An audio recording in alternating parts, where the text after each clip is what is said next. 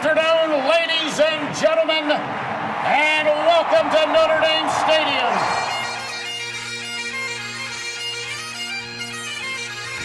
Zibikowski trying to get to the outside. He has blockers in front. Tom Zibikowski, along the beat, shakes him off to the 5 and touchdown. And now it is down. It is over. And the Irish have knocked off number 1 Clemson. Brady Quinn looking, pump fakes, he rolls to the near side, throws it, it's caught by Samaja, inside the 20, inside the 10, he's going in, Notre Dame has scored! Jones is the back, he's got it again, and Jones a lot of room, Tony Jones makes a cut, gets a block, and scores! Is that the play that will seal the playoff bid for Fighting Irish? What's up, everyone, and happy Thanksgiving. I'm Tyler Wojak, he's Luke Smith, and we appreciate you joining us here at Sons of Saturday during the holidays. We've got a great show in store for you today. As you know, Notre Dame is headed to Los Angeles to take on the USC Trojans on Saturday night in prime time. We're going to discuss how important this game really is to this season and the program going forward, break down USC on both sides of the ball, and go over how Notre Dame matches up. Hint, we think they match up pretty well. And then we're going to answer questions submitted by you over the past 24 hours. We got a ton of responses, especially on Instagram, so thank you to everyone who sent one in. We'll try to hit them all here. But Luke, I want to start with this. Personally, this is the most excited I've been about a Notre Dame game since Clemson in 2020, and it's honestly up there with the CFP semifinal game in 2018. Am I getting ahead of myself? Where are you at on this? I mean, it's definitely up there, right? Just because it's the first time that a game at the Coliseum has meant something meant something for both teams, that is, since 2006. So I get it, and I'm definitely excited. I don't know where it is on that kind of tier or echelon, but yeah, I'm definitely excited for it, and I've definitely spent a lot of time trying to consume different coverage around it. Yeah, same. It's been all Notre Dame USC this week. With each passing day, I get more and more excited, and you and I will both be there on Saturday. Really looking forward to that. But before we dive into this matchup, please subscribe to the show if you haven't already, and please like this video if you're watching on YouTube, and if you're tuned into the podcast, leave us a rate and review there as well. It is the season of giving, after all. Okay, when we come back, we're going to tell you why this game is so important and why there will be no more parties in LA after Saturday night. DraftKings Sportsbook, an official sports betting partner of the NFL, is my go-to when betting on the NFL this holiday season. Right now, new customers can bet just $5 on any NFL team to win their game and get $150 in free bets if they do. Check this out. Right now, everyone can earn up to a 100% boost with DraftKings stepped-up same-game parlays. Go to the DraftKings Sportsbook app, place a same-game parlay, and combine multiple bets like which team will win, player props, point totals, and more. The more legs you add, the bigger the boost, the bigger your shot to win big. So, speaking of Thanksgiving Day, which is tomorrow, so we do this on Wednesday night, do you still like the pick that you gave the other day with the Cowboys?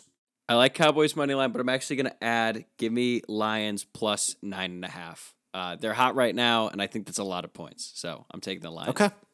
All right, hard to argue with that. Download the DraftKings Sportsbook app now. Use code SOS. Place a $5 bet on any NFL team to win their game and get $150 in free bets if they do. Only at DraftKings Sportsbook with code SOS. This episode is also supported by Rhoback. Shop game-changing activewear with Rhoback.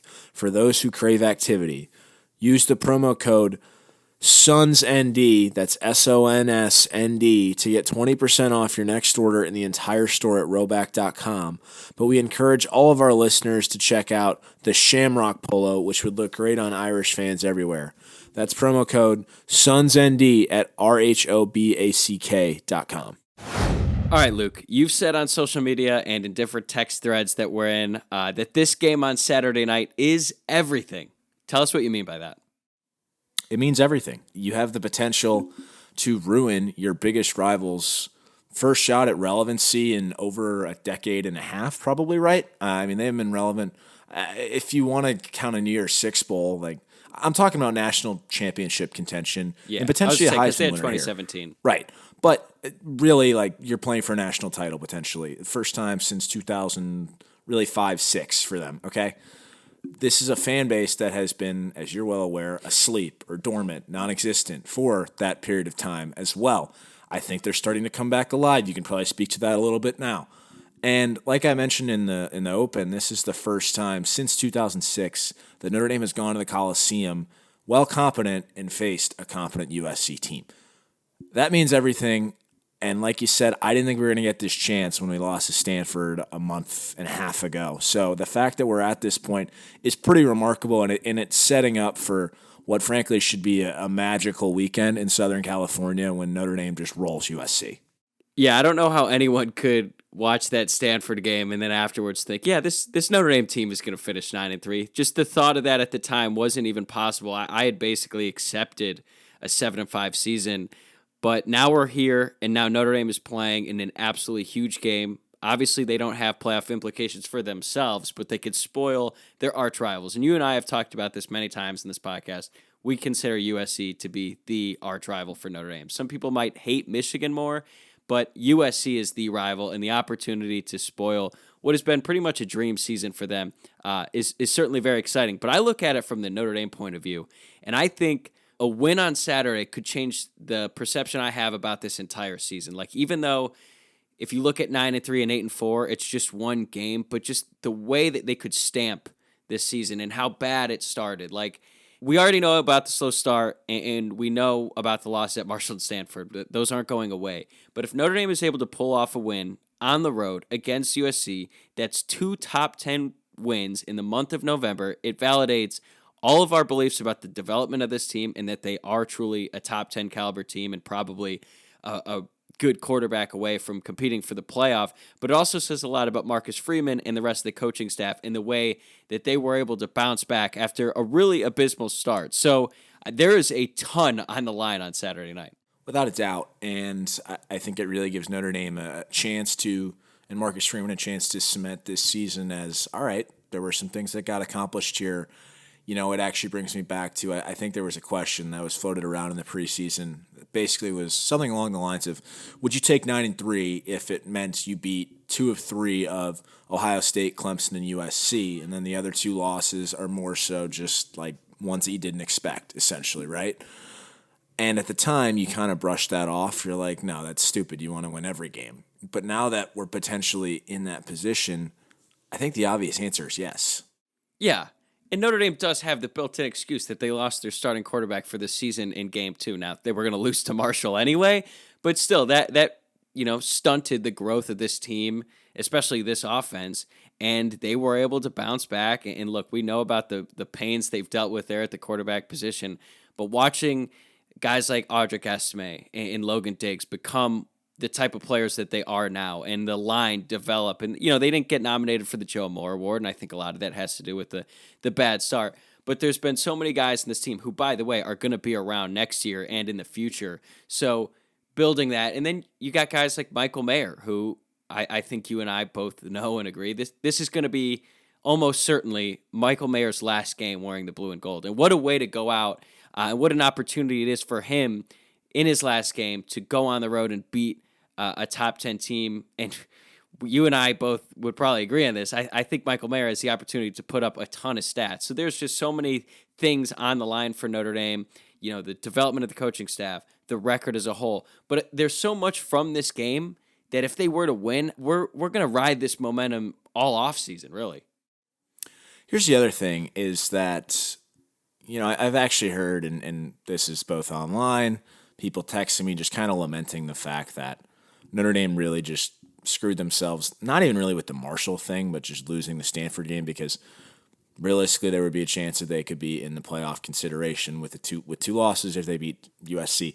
I don't look at it like that at all. Like, I'm sorry, but you have Drew Pine as your quarterback, and in this 4-team playoff, you don't deserve to be in the playoff when you lose to a god-awful Stanford team, like the worst in the Power 5 outside of Northwestern. I don't care that the refs screwed them that night. They had no business winning that game.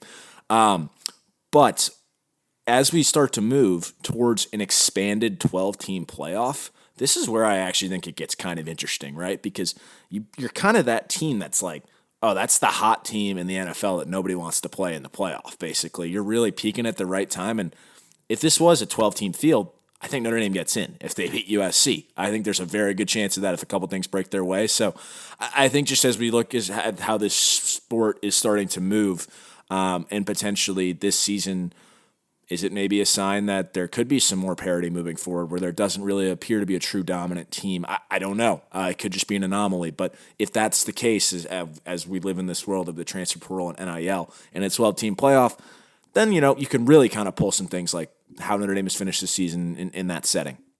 Yeah, so Notre Dame comes in at 15 in the most recent CFP poll. I think they probably should have been higher. But you know what? I don't really care because there's not the 12-team playoff right now. But I think if you look at this game in the magnitude of it all, it does suck. You don't want your rival to be winning it the way that USC has won this year. But in a way, it does feel like the return of this rivalry, right? Like we had that game in 2017. You and I have talked about it countless times. That is the most fun I've ever had at a Notre Dame game. And really the most fun night I had as a student there. Partially because they were blowing out a tough team, but the fact that it was USC made it that much sweeter. And obviously there's the inverse of that. When Notre Dame loses to USC, it's especially painful. But this Saturday, with everything on the line and the fact that it's USC, it is really exciting for me to be back playing against a really good USC team in a game that actually matters for both teams. Right. It's basically, and if Notre Dame, had one loss here, then it would mean even more. And you just had the potential to really winner goes to the playoff sort of scenario. Obviously, that's not the case, but it still means everything. Like I've said, just like the opportunity to ruin this team's season after they ruined so many just years for me growing up personally. My whole childhood, man, it was ruined. That means a lot. So, we'll get more into this, but I'm very excited. The fact that Notre Dame is not competing for the playoff in this game still means so much to us, the fan base, and the teams. Is all you need to know about this rivalry and what's at stake on Saturday night. But let's get into the scouting report here because USC is a very imbalanced team. And to be honest with you, outside of Notre Dame, I have probably watched USC more than any other team this year. Not always by choice, to be honest. My roommate is a USC alum, so when they're on, like he's watching them, it's on in my house. Part of it is because of my job. And look, there's been a lot of talk about how incredible their offense is, and I'm sure you've been hearing about Caleb Williams all week, and you've probably grown sick and tired of it. And I am here to tell you that it's all pretty much true. I hate to say it, but they are really fucking good, especially at quarterback, and they are loaded with talent on offense. I would take Caleb Williams, his talent, maybe not his personality, over every quarterback in the country, to be honest. He's just playing that. He's that good. I think he's better than Bryce Young because he's bigger, he's stronger, he's harder to bring down. They've got Jordan Addison out wide, reigning Biletnikoff winner. He'd probably be up for the award again this year, but he was hurt and missed several games. He will be healthy on Saturday. It's Caleb's number one target. And their number two receiver, Mario Williams, his health status is a bit up in the air. He played a little bit against UCLA. He's a transfer from Oklahoma, came over with Williams and Lincoln Riley. I expect him to play. How big of a factor he'll be, I don't know. Their line, to be honest, coming into the season, I thought that would be a weakness. It has not been. And their nomination for the Joe Moore Award isn't a fluke. They have talent all across the field, and Lincoln Riley is one of the best offensive minds in all of football. And he knows how to get his playmakers the ball in space. They're going to run a ton of RPO. They're going to run a ton of screens. And if you start to creep up, that's when they'll hit you deep. Al Golden certainly has his work cut out for him here. And the last little bit of positive things I can say about this USC offense, let's just go through it by the numbers here. They're the third best scoring offense in the country. They put up 42.7 points per game. They're actually one spot behind Ohio State, who, by the way, Notre Dame held to 21 points in the season opener. They also convert third downs 54.2% of the time. That's second in the country. That's damn good. They're second in points per play and points per drive, and they're eighth in red zone touchdown percentage. Luke, it literally pains me to say so many good things about USC, but did I cover it all in their offense? Yeah, I mean, they've had a lot of success this year. Granted, a lot of that is due to just the absolutely putrid defenses they faced, especially through the air. And I will give Caleb Williams, from a talent perspective, a ton of credit. He's playing great. He's looked really good. He is really good. They haven't been tested like they will be on Saturday night. And I know that Oregon State, who they actually, by the way, really struggled with, is the best defense they've seen so far this year, and were held to 17 points, I think. I don't know how much you can really pull from that. That game was all the way back in September. They haven't faced a competent defense since I would not even call Utah's defense very competent, particularly through the air. So this is going to be a big test for them. It's going to be a big test for Notre Dame, especially with Cam Hart out there, or not out there in all likelihood. But I guess, I'll get into how I really feel about USC later, but it's just, okay, they're 10-1. They have a really good offense. Who have they played? Nobody. But there we go. One thing I didn't mention, losing Travis Dye was a huge deal for them. He was their leading rusher. He was literally the only player on USC who I did like, just because I liked him a lot at Oregon because he gives a shit. Like when Oregon was getting smacked around by Utah at the end of the season last year, Dye was the only person on the field for Oregon that was really trying. So I have respect for him, but his absence is a huge loss for USC, particularly in the red zone. So that's big for Notre Dame. Dye, his running ability made the defense kind of respect that aspect of their game, and it opened up lanes in the passing game for them. So him being out is big. Another thing I'm going to say, and this is like a poorly kept secret in Los Angeles. Caleb Williams is an asshole. Like, I'm going to just come out and say it. He's an asshole to people he shouldn't be an asshole to. It's not a secret. His body language, he's very high and low. He's not really even-keeled. You saw that at the beginning of the UCLA game. He was really down on his teammates. He's yelling at Lincoln Riley on the sidelines. He's getting after his guys. Now, when things are going well, he rides that high. He's extremely talented. But I think his body language and his attitude will suffer if Notre Dame can get after him, and it will affect his performance. Oregon State got after him. He looked miserable on the sidelines. Now, granted, they did bounce back. He did lead them to a game-winning drive. And the only defense that they've faced this season that's comparable to Notre Dame is Oregon State. They're actually tied with Notre Dame in scoring defense at 27th in the country, and they needed a drive in the final minute to win that one. So listen, yes, their offense is incredible, but there is a path here for Notre Dame, and it starts with frustrating that quarterback who I love to hate. And to be honest, nothing, he's up there with like some of the top USC villains for me now, and nothing would make me happier than shutting him up on Saturday night.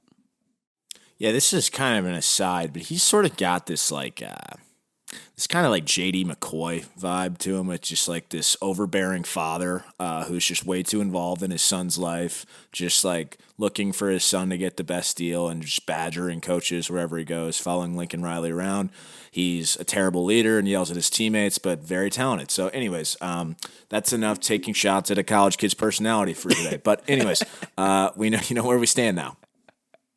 All right, tell us about the defense, because I think we spent enough time on the offense. Well, the good news is it's terrible. Good. And to be honest, their performance last week kind of defied logic. They forced 4 turnovers, yet they still allowed 45 points. You know how hard that is to do? That's really hard to do. It's almost impressive, honestly. Now, you've heard a lot of people point to the fact that USC leads the nation in turnover margin as well as in interceptions forced. Those stats are correct. Again, it's almost logic defying, once again, when you look at how poor they are across essentially every other metric.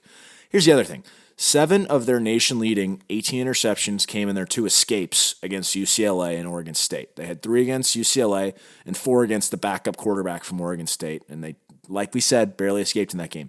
Another 4 came against Rice. They had 3 pick sixes that game, too, which is just kind of ridiculous. In fact, the only game they don't have a pick in this year was the loss to Utah. There's some other kind of trends about that Utah game that I think are telling that we'll get into later, but here are really the bad metrics. And I got to give credit to Jamie Uyama from Irish Sports Daily for pointing all these out, because you just see all these hundreds and it's just like, geez, they're awful across the board. But they're 128th in EPA per rush and 120th in opportunity rate, 104th in first downs allowed per game, and 100th in third down percentage. They're also 90th, okay, so not 100, in red zone touchdown percentage, 109th in EPA, 123rd in defensive success rate, 99th in points per drive, and 91st in FEI. To put it bluntly, Notre Dame is going to have success running the football on them. It would honestly be embarrassing if they did not. I would be shocked by that. Honestly, I'll be kind of upset if we get stopped at all. But in many ways, I could see this game plan mirroring that which was used against Clemson, which, by the way, is a much better defense with 6 draft picks on the defensive line. Did you see how that one went? 2 first-rounders? Yes. Now, this is where I kind of give it some pause. I can't help but think that Drew Pine might actually look good against this USC defense. Like, it's that bad. And further, there's going to be an opportunity for Michael Mayer to leave his stamp on Notre Dame in what is almost assuredly going to be his last game in the blue and gold. There was once another just kind of shortening him this week. For whatever reason, Brock Bowers was named the Blitnikoff finalist, which, by the way, is a receiver award. So, I'm not even saying that Michael Mayer should have been on it, but Bowers should have been either. When you look statistically, Mayer is better in every category. But you think he knows about that? I think he probably does. And here's why I think that he might have an opportunity. In USC's loss to Utah, Cam Rising had 30 completions for 415 yards. 16 of those completions and 234 of those yards went to Utah's tight end, Dalton Kincaid. That's not a typo. That literally over half the completions and almost half the yards. Just unbelievable. To say the least. USC's linebackers are pretty stiff in coverage, and I have to believe Tommy Rees has been salivating, thinking of ways to get Mayer and bigger bodies like Jaden Thomas and Deion Colsey involved. Now, I guess why we might not see so many passes, besides the obvious thing that Drew Pine is the quarterback, is that while I do think he can have some success, if you start throwing the ball like that, you might score too quickly and give Caleb Williams too many opportunities on the offensive side of the ball. So that's why I could see them just kind of sticking to just running, and getting 40, 45 carries. I don't know how you feel about that. I think Notre Dame should definitely prioritize running the ball until USC proves that they can stop it or even contain it, because USC cannot get stops, but they can get takeaways. Every time that Drew Pine drops back to pass, I think we're all going to be holding our breath, because that is what USC wants. They just want the opportunity to create a turnover, get a sack, create a havoc play, something to stop Notre Dame's offense. If Notre Dame's running 4 to 5 yards per carry, they're going to keep running. We know Tommy Rees, and we know what he wants to do. That being said, Drew Pine has shown against BYU, North Carolina, first half against Navy, he can make some throws against some poor defenses, and that's what USC has. So when the opportunity presents itself for Pine to make a play, I think Notre Dame will do it, but I don't think they're going to force it when they don't have to. Yeah, I think that makes sense. Some other notes. You just heard how bad all those metrics are, yet somehow their defensive line coach, Sean Nua, is a Broyles Award semifinalist. Presumably that's because Tuli Tuipulotu has had a very strong season. He's had 11.5 sacks, but guess what? Against Utah, the Trojans had 0 sacks, which was probably the best offensive line they faced all year up to this point. My biggest concern is basically what we just said, is Tuipulotu's big 6'4" frame getting a hand on one of Pine's passes.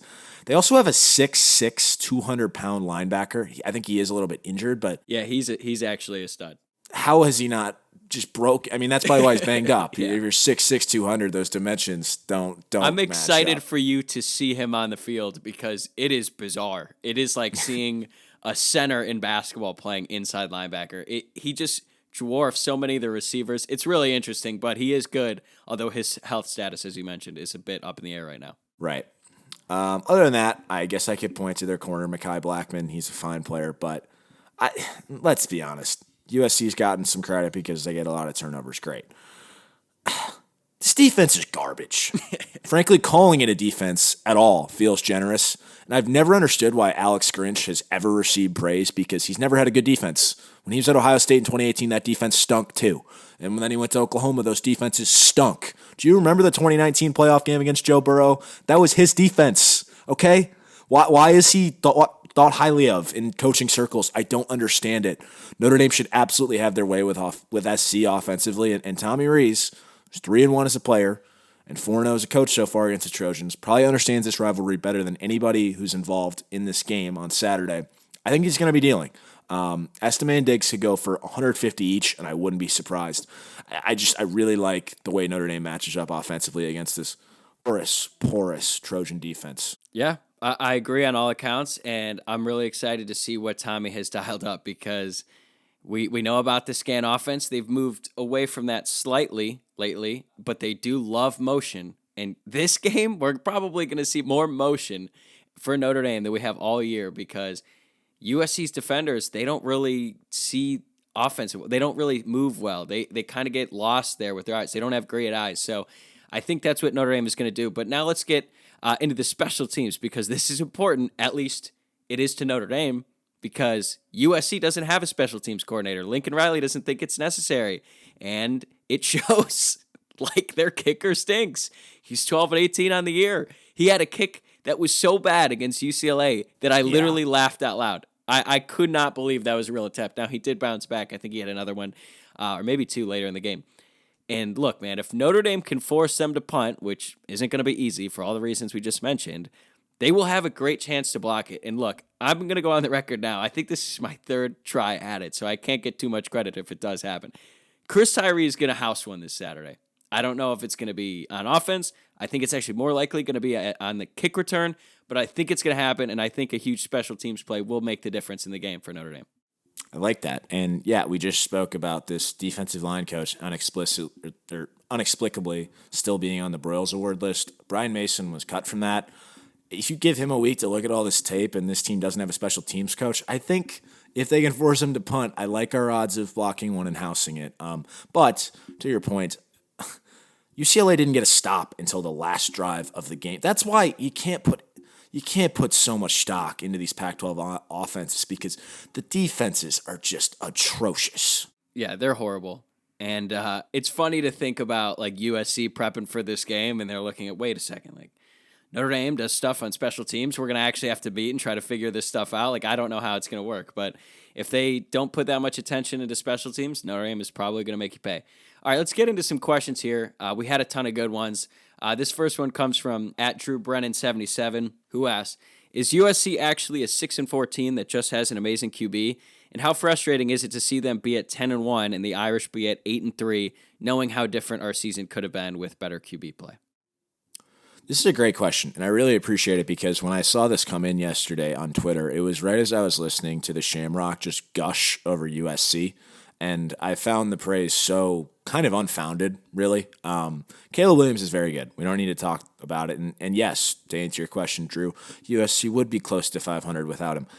However, as I've mentioned, this team has not been tested at all. Their 10-1 mark with 33 transfers and 11 transfers starting against this Pac-12 league, and they didn't play Oregon. Honestly, it feels like just putting makeup on a pig in a lot of ways. I kind of feel like they've sort of limped at 10-1, and they're not a very impressive 10-1 team. That's why it's taken them so long to really kind of get any, I guess, clout or just like following in the media. And I think now the media is trying to build them up, because it's better for the sport when USC is good, much like it's better for the sport when Notre Dame is good. But this is a team of paid mercenaries. That's what it is. And I think they're finally going to get exposed Saturday night when they get their first test. That said, from the Notre Dame perspective, I don't get too bogged down or frustrated with that, just because of everything that happened with Tyler Buchner missing the year and the fact that he did play most of that game and they still lost to Marshall. Is it frustrating? Sure, but I've tried not to dwell on that too much, just because I feel like there have been other flaws at different points in the year where I'm like, all right, this was just not going to happen this year. But I can understand the frustration. Yeah, I mean, it's a good question. The only problem is they do have an amazing QB, and that's the reason why they're 10-1. And you mentioned they haven't played Oregon. Hell, they haven't played Washington either. They're ranked 13th. They played Utah. They lost to them. They played Oregon State and won barely. Those are the ranked Pac-12 teams. They managed to avoid two of them, lose to one, and scrape by the other. So, yeah, I mean, they are 10-1 because they have one of the best players in college football at the most important position, and they play a very weak schedule.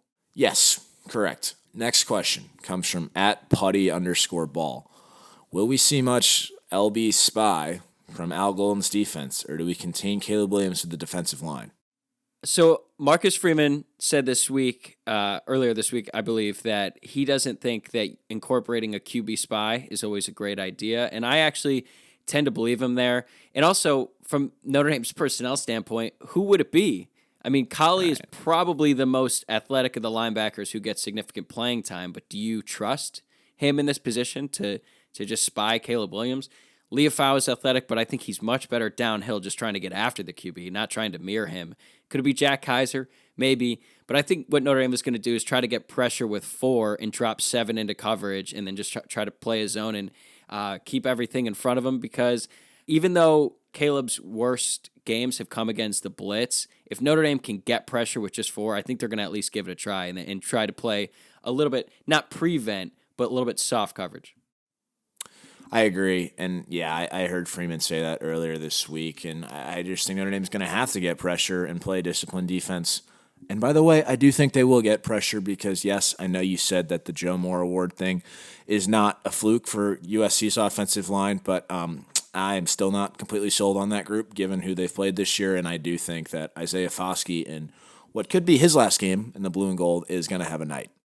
Yeah, I mean, how much of their offensive line and their success was due to the fact that Caleb Williams and Travis Dye were their main ball yes, carriers. That's another great point is that Caleb Williams' ability to evade sacks is just it's very good. It's very good. You got to get him down. Yes, so that's something Notre Dame's going to have to do, and it's actually something that, frankly, they struggled with at times earlier in the year.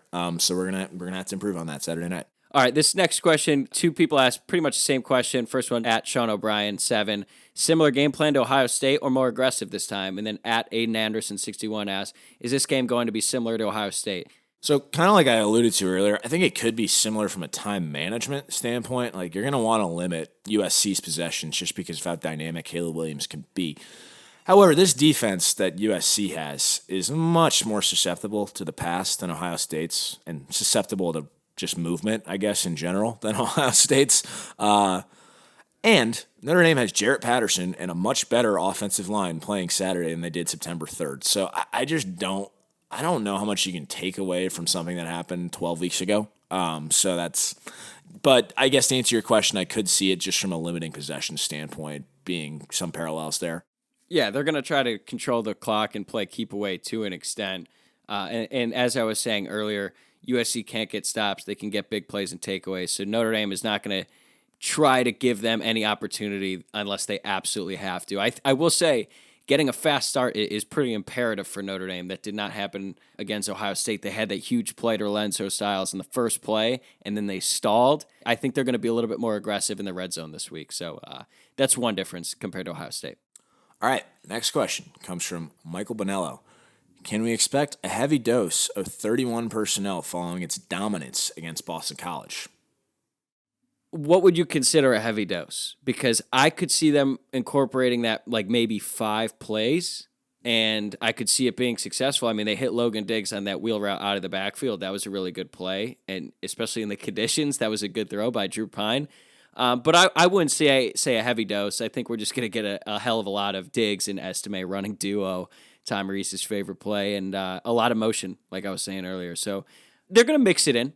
Yeah, I agree. And I would say that I think 5 plays sounds just about right, honestly. All right, sort of in that same vein, this one comes from at McMurph7. Should Notre Dame run the ball anywhere outside of the tackles at all? USC did have a whole lot of trouble getting Zach Charbonnet down in that UCLA game. Hell, even DTR was out there laying blocks on the outside. So good question. I feel like this is where we should just play the Newt Rockne clip of him saying we're going to run it inside him and outside him because they're going to run it all over the damn place on this god-awful defense. Their defensive ends are constantly out of position. Their defensive tackles are constantly getting blown off the ball. They're going to be able to run the ball as they please. But, yes, good question. Yeah, I think they're going to run in, around, and through them.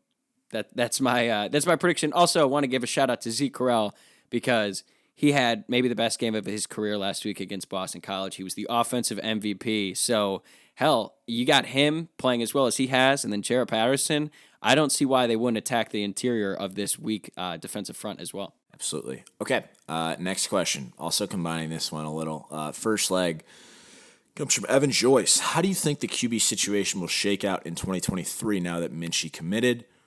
And then we have a similar question here from Jack Morris asking this says predict the 2024 starting quarterback. So I guess that's the following year. Okay, yeah. So Pine, Buckner, Angeli, Minchie, Carr, transfer. He's forgetting Ron Pallas at third, unless he would already graduated by then. RP3, baby. So yeah, if you hadn't heard already, Kenny Minchie, the 4-star quarterback recruit who was originally committed to Pitt, who decommitted, and then all signs indicated he was going to commit to Notre Dame. Well, he did. Now it's official. He's going to be enrolling at Notre Dame in January, assuming everything goes to plan there. So as for next year, my guess would be it's going to be a grad transfer competing with Tyler Buckner. Who that transfer is going to be, who wins that battle, I don't know. I don't think we're going to have a situation like Notre Dame had in 2021 when Jack Cohn arrived and he was the starter from day one. Unless Buckner just wants to leave and doesn't want to be in another quarterback competition, in which case that might be the case if they just bring in a grad transfer, he is the starter. But I think it's going to be a competition. Could be Buckner. We'll see. It'll be something to follow over the ensuing weeks and months. As for 2024, man, who the hell knows? Like, this is so difficult to predict now. I guess if Buckner is still at Notre Dame, it's likely going to be him. But our recent history at Notre Dame tells you it's probably going to be the quarterback you least expect that ends up being the starter. Like, no one expected it to be Deshaun Kaiser, Ian Book, and now we got Drew Pine. So maybe Angeli, but I guess if I had to make a bet now, Minchie is probably the best bet. I don't know. How do you feel about it? I'm going to say Buckner both years. I haven't given up on him yet, and I think he is going to be very good the next 2 years and come back from injury. I don't think he's going to run away. His sister just signed to play soccer at Notre Dame, so I don't see him leaving. I think that he is going to be the starter the next 2 years. Yeah. But I do think they'll bring in a transfer, and that guy will be a serviceable backup.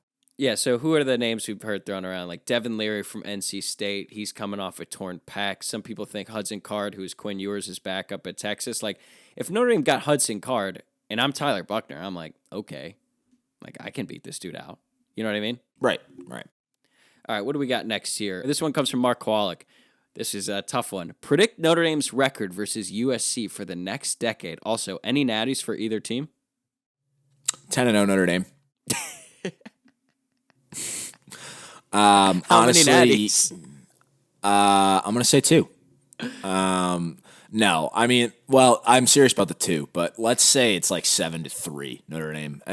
It's also going to depend on, I don't know how long Lincoln Riley is going to be there. I would think that Marcus Freeman would be at Notre Dame for a while, given that things go well and, the 2 national championships I just alluded to. But I could very easily see Lincoln Riley leaving for, I don't know if it's the NFL or just more money somewhere else, but I could see that. Yeah, I'm going to take a slightly more measured approach and say 6-4 Notre Dame, just because it's a rivalry that Notre Dame has dominated for the past decade.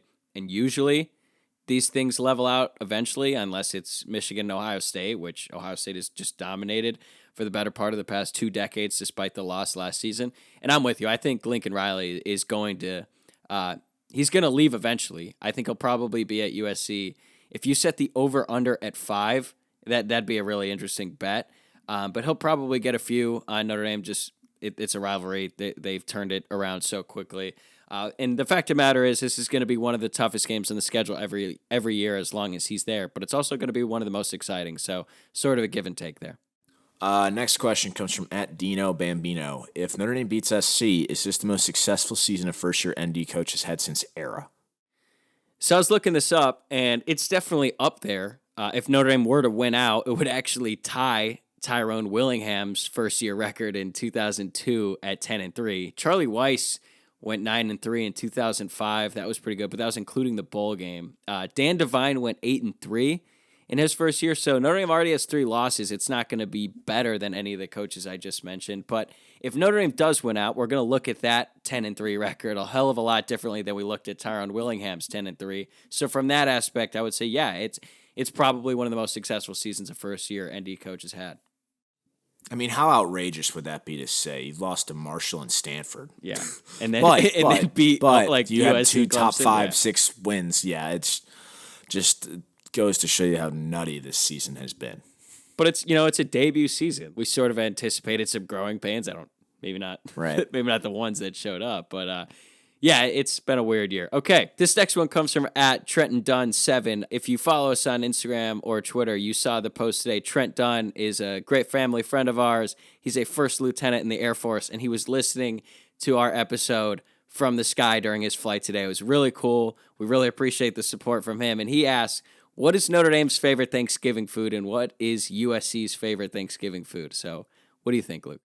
Whew, that's a good question. And yeah, that was a really cool photo. Man, I'm going to say that I think Notre Dame is just going to be turkey just because it's always relevant, always there. And then I'm going to say USC is just some vile dessert that looks like it's okay And then after you take a couple bites, you're just like, I'm sick to my stomach. What is even in this? Like, probably some like gross vegan thing from LA. I don't know. You think like in LA people have green juices at the Thanksgiving table? Honestly, Yeah, I could see probably it. green juices and ketamine. I don't know.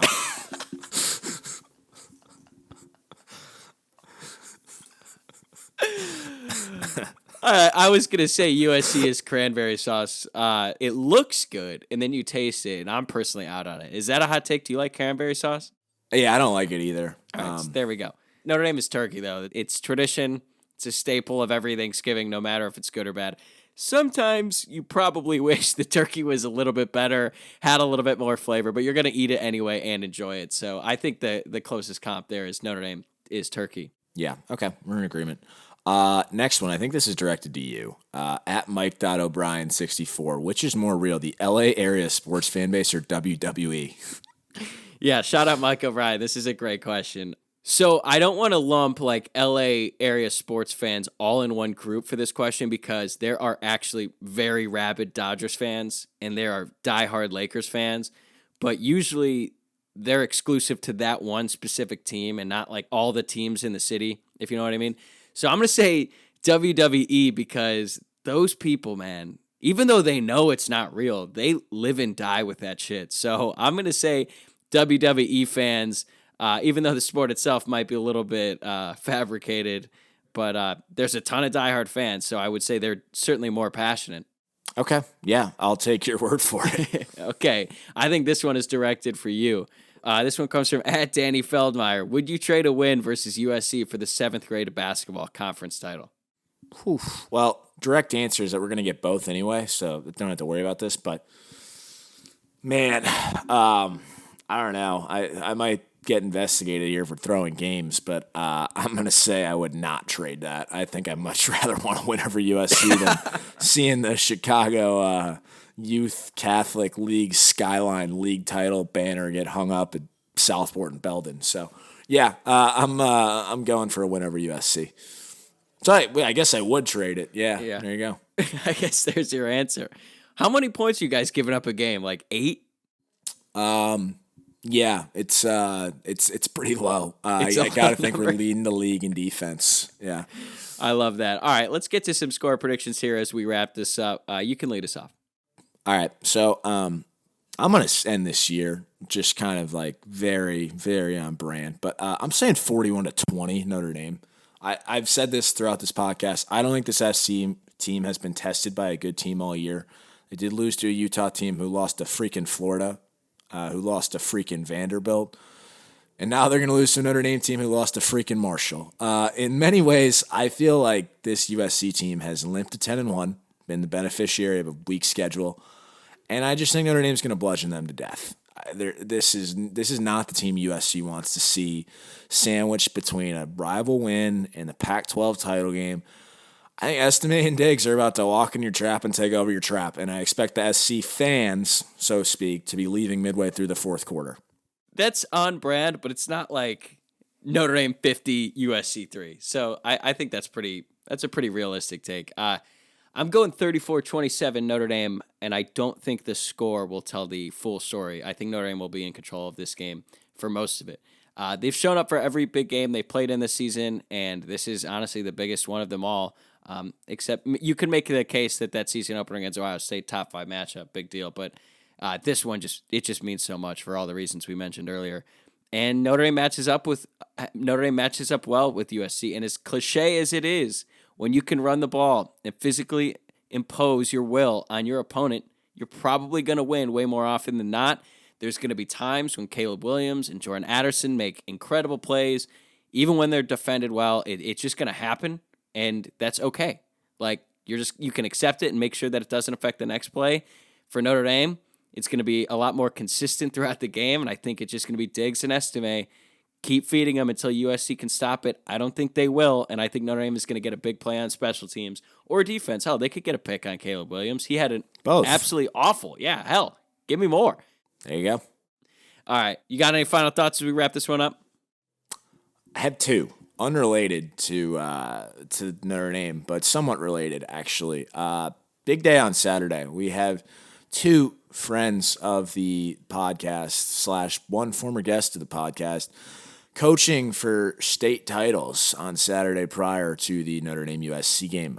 First shout out goes out to Spencer Scannell, Notre Dame 2017 grad. He's coaching at Don Bosco Prep in New Jersey. They got the state title. Back-to-back years are in this game. Don Bosco is, of course, where Elijah Shoemate went. Jabril Peppers for a couple years.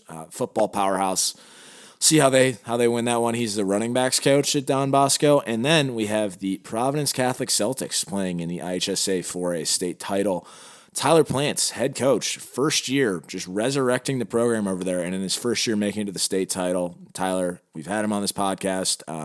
Walked on to Notre Dame, was a coach at Notre Dame for a number of years.